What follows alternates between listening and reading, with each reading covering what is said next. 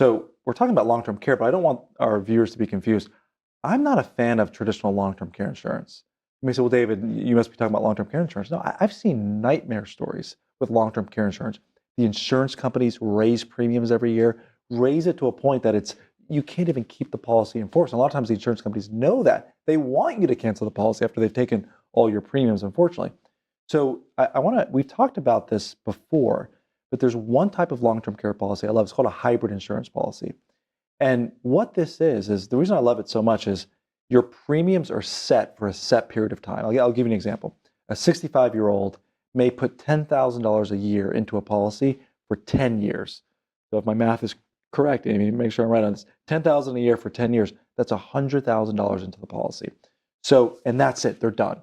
So the insurance company can't change the premiums, they can't change the amount, they can't change the term, it's fixed. But that same 65-year-old, when they're 85 years old, that policy will pay out over $7,000 a month for up to 6 years.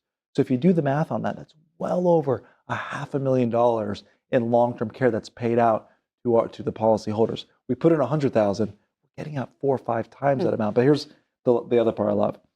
What I hate about traditional long-term care insurance, Amy, is it's almost like car insurance.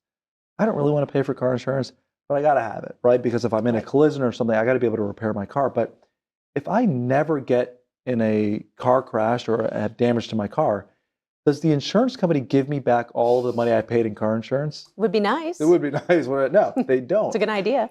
This type of hybrid policy does. So let's just say you put in this $100,000 in this policy and you live a great, healthy life. You never needed the care. Guess what?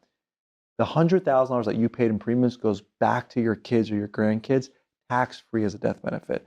So at least you have some confidence knowing, even if I spend money on this, I still may be able to get some back in the future if I don't need it. We don't have a lot of time left, but